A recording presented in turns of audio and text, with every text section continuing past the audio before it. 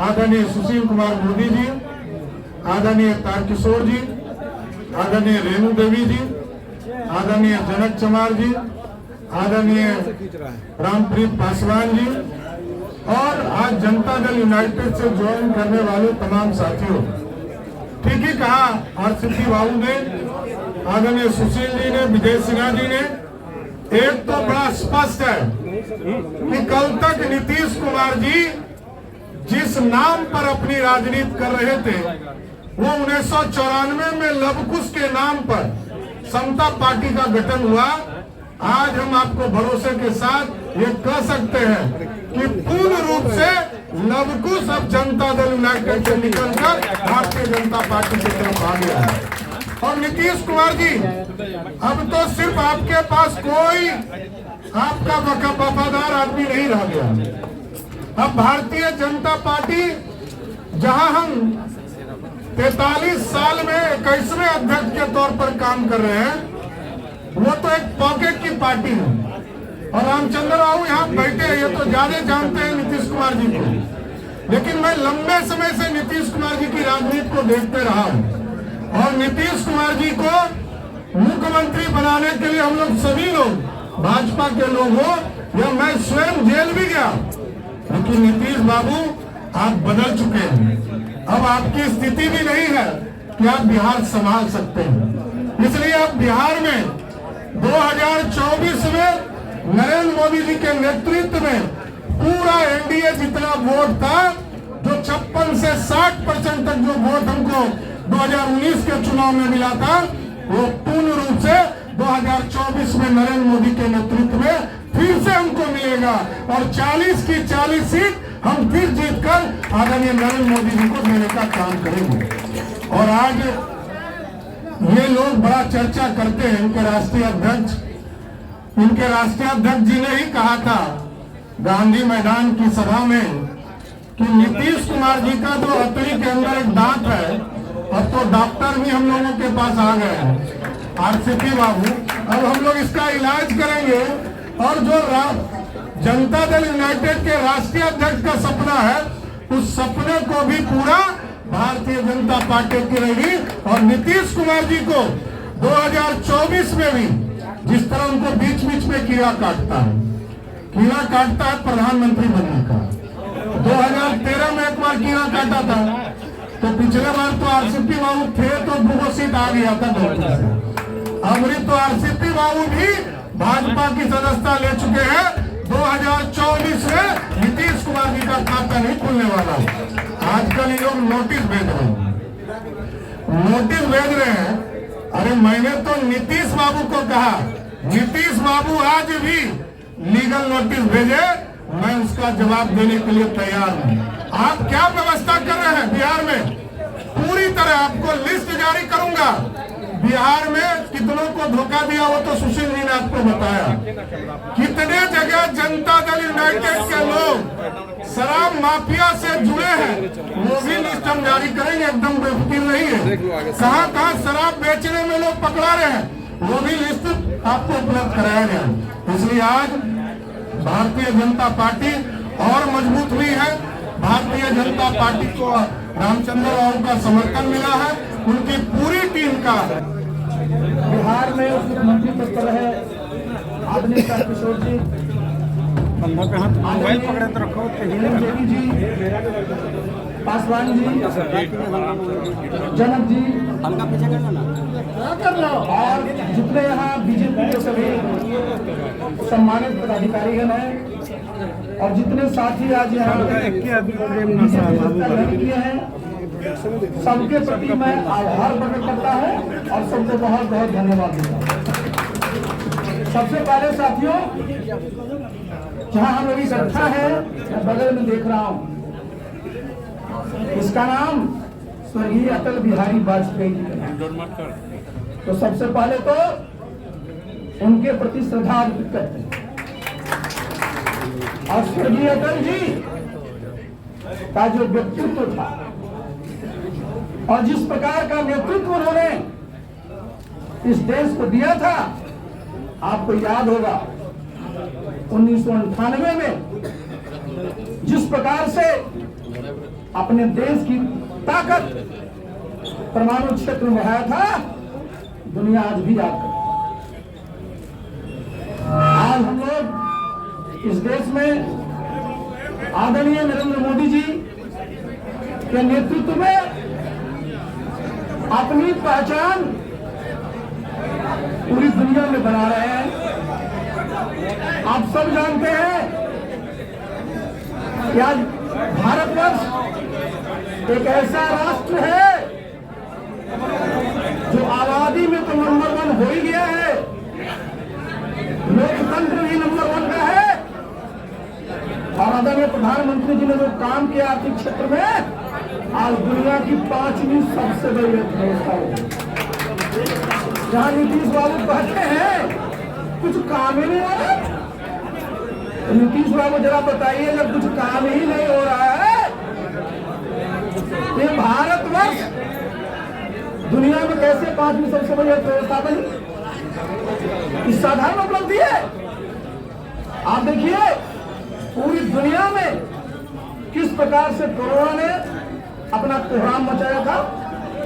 अब याद करिए, पहले भी इस प्रकार की बीमारियां होती थी, चेचक है ना, कई 100 वर्ष लगते थे टीका आविष्कार करने। हम लोग बाहर निर्भर रहते थे बाहरी देशों पर। आज आदरणीय प्रधानमंत्री जी के रूप में क्या हुआ, 220 करोड़ से ज्यादा डोज लग चुका है। नीतीश बाबू ये क्या है, ये काम नहीं है क्या? आप कहते हैं कुछ काम ही नहीं हो रहा, काम दिखेगा तब तो आपको। बिहार में जाके पता कर लीजिए, बिहार में 82 लाख किसान है जिनके खाते में प्रधानमंत्री किसान सम्मान निधि योजना से प्रत्येक 4 महीने में 2,000 रुपए जा रहे हैं। जा रहा है नहीं जा रहा है, पता कर लीजिए। मैं तो गांव में रहता हूं, जितने गरीब लोग हैं प्रधानमंत्री गरीब किसान अन्न योजना के तहत 5-5 किलो अनाज मुफ्त में मिल रहा है। जरा मित्रों सोचिए, अगर यही कोरोना 1967 में होता तो भारतवर्ष की आधी आबादी भी नहीं बचती। उसमें क्या था, अनाज बाहर से आता था और तब लोगों को खाना मिलता था। और इतना बड़ा कोरोना पूरी दुनिया में आया, भारतवर्ष में एक भी व्यक्ति भूखे नहीं मरा। इसके लिए हम लोग जो हमारे किसान भाई हैं उनको हम लोग धन्यवाद देते हैं, उनके प्रति आभार प्रकट करते हैं कि उन्होंने इस देश को अन्न उत्पादन के मामले में आत्मनिर्भर बनाया। और प्रधानमंत्री जी आत्मनिर्भरता की बात जब करते हैं तो नीतीश बाबू बोलते हैं काम ही नहीं हो रहा। जरा पता कर लीजिए मुख्यमंत्री जी, इस देश में जो आयात होता था किस चीज का, हमारी रक्षा की सामग्री होती थी, बहुत कम बच गया है। हमारा देश आज देखिए, हमारा अपना खुद का जो है फाइटर प्लेन बन रहा। ये भी रेल मंत्री रहे, आज आप बताइए तेजस बन रहा है, वंदे भारत बन रहा है, ये कहां बन रहा है, सब यही बन रहा है। ये इसलिए मैं बताना चाह रहा हूं कि बिहार में ठीक कह रहे थे सुशील जी, वर्षों से आप मुख्यमंत्री बने हुए हैं, हम लोग सब साथ थे। और बिहार की जनता ने जब आपको मैंडेट दिया 2020 में कि बीजेपी के साथ रह करके 2025 तक बिहार को विकसित प्रदेश बनाइए। अब जरा बता दीजिए कौन ऐसी पार्टी है दुनिया में 43 जिसका विधायक हो उसको मुख्यमंत्री बना दिया। आदरणीय प्रधानमंत्री जी ने, गृह मंत्री जी ने उनको आश्वस्त किया कि नीतीश बाबू आप बिहार को फिर उठा रहे हैं एक अच्छा नेतृत्व दीजिए, बिहार को विकसित प्रदेश बनाइए। लेकिन क्या किए साहब, उनको लोगों ने बता दिया कि आप तो प्रधानमंत्री बन सकते हैं। अब उस चक्कर में पूरा का पूरा घूम रहे हैं बिहार छोड़ करके।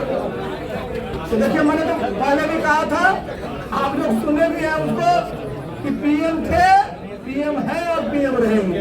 और पीएम का मतलब भी समझाई दिया था कि पी का मतलब पलटी, एम का मतलब मार, पलटी मारते हैं और उतना ही नहीं। मैं दिल्ली में बैठा हुआ था पार्टी दफ्तर में, एक साथी ने कहा कि नहीं सर, वो तो पर्यटक मुख्यमंत्री हो गए। पीएम का ही मतलब है पर्यटक मुख्यमंत्री।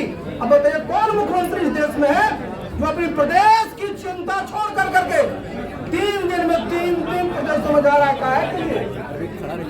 एकता करने के लिए किसकी एकता? नीतीश बाबू भी जानते हैं, कोई भी अगर एकता करिएगा उसका नेतृत्व चाहिए। अब नीतीश बाबू आज तक पहले भी कोई नहीं पूछता था, आगे भी कोई पूछने वाला नहीं रहेगा। अभी मैं आ रहा था तो लोग कह रहे थे कि सर कह रहे हैं कि यहाँ पर क्या है, यहाँ पर बात पता चल जाएगा नीतीश बाबू। मैं जब 6 अगस्त को छोड़ा था तो मैंने कहा था कि जनता दल यू डूबता हुआ जहाज है तो डूब चुका है। अब कितने पैसेंजर वहां बच गए? वही पैसेंजर है जिनको कि डूब ही जाना है, या जिनको जब जहाज डूबता है तो कबाड़ी के माल में सामान बिकता है वो वहां खरीदना हो, बाकी कोई नहीं बचेगा। और हम सब लोगों को संकल्प लेना है कि बिहार का इतना जो गौरवशाली इतिहास रहा है, बिहार ज्ञान की धरती रही है, सत्ता का केंद्र रहा है, लेकिन आज भी कितना खराब लगता है कि हमारे बच्चे रोजगार के लिए बिहार से बाहर जाते हैं। नीतीश बाबू बताइए आप क्या करते हैं?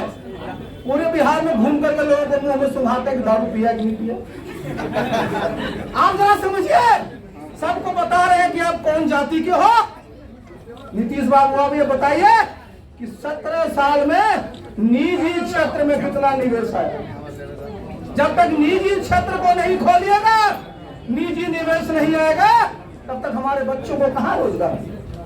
अब रोज ये लोग हिसाब करते रहते हैं कितना शिक्षकों की बहाली, तो उनकी बहाली बिहार में 3.5 करोड़ परिवार है, क्या सबको सरकारी नौकरी दे पाएंगे? तनख्वाह देने का पैसा कहां से लाएंगे? आपके पास संसाधन क्या है? सुशील जी बैठे हुए, क्या संसाधन का साधन का स्रोत है? 17 वर्षों में क्या आपने किया है? कुछ नहीं किया है। किसानों के लिए बता दीजिए, प्रधानमंत्री तो 6,000 रुपए देते, आप क्या करते?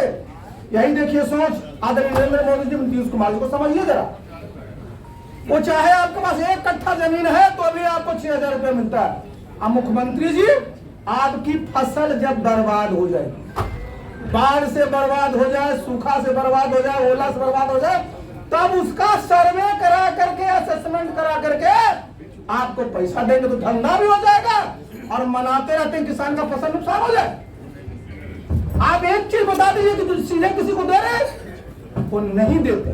और जैसा बार बार क्या बोलते थे कि भाई हम तो एकदम करप्शन के खिलाफ वाले हैं। अब जरा कुछ प्रमाण चाहिए क्या?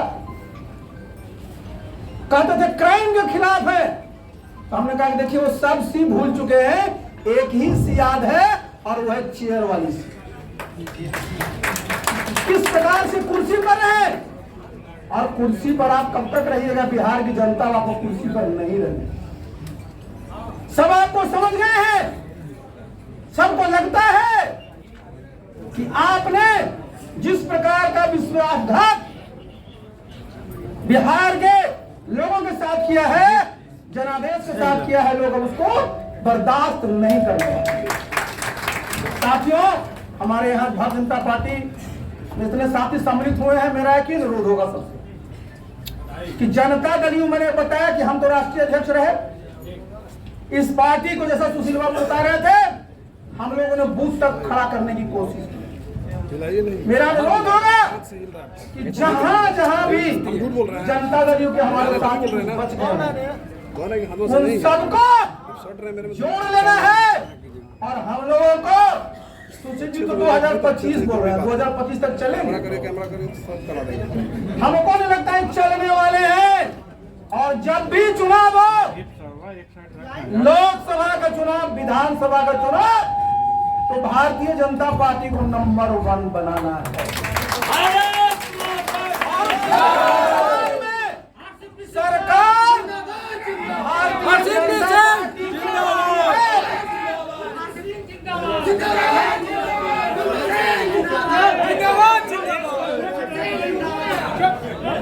एक बात समझिए, सबसे फैसला कहाँ होता है? दिमाग में, मन में। और बिहार की जनता ने यह तय कर लिया है कि बिहार में अब भारतीय जनता पार्टी की ही सरकार बनानी है। अब जब चुनाव हो, और अब देखिए केंद्र में अपनी सरकार रहेगी, राज्य में अपनी सरकार रहेगी, और तब बिहार हमारा तेजी से बढ़ेगा। नीतीश बाबू बात करते हैं भाई इस देश में प्रति व्यक्ति आय बताइए नीतीश बाबू कितना है? 1,54,000 से ज्यादा है एवरेज देश में। अब बिहार में कितना है? बिहार में कितना है? 60,000 भी नहीं है साहब। और आप कहते हैं बिहार में उन्होंने बड़ा काम किया। कौन सा काम किया? तो अभी एक बकवास नहीं चलने वाला है। बिहार की जनता जागृत हो गई है और जितने भारतीय जनता पार्टी के कार्यकर्ता है अब वो समझ गए हैं कि उन्हीं की सरकार बननी है। तो मित्रों सब लोगों को पूरी ताकत से इस पार्टी को बूथ पर मजबूत करना है। संगठन का मतलब है बूथ मजबूत करना और जब बूथ मजबूत हो जाएगा तो हम लोग चुनाव जीत गए। और मुझे ये देख के बड़ी प्रसन्नता होती थी। मैं जब उस पार्टी में था तो मैं कोऑर्डिनेशन का जब काम करता था तो भारतीय जनता पार्टी में तो सिर्फ बूथ ही नहीं बल्कि वहां पर भी आपने जो वोटर लिस्ट है उसको पन्ना प्रमुख हम लोग बता रखा।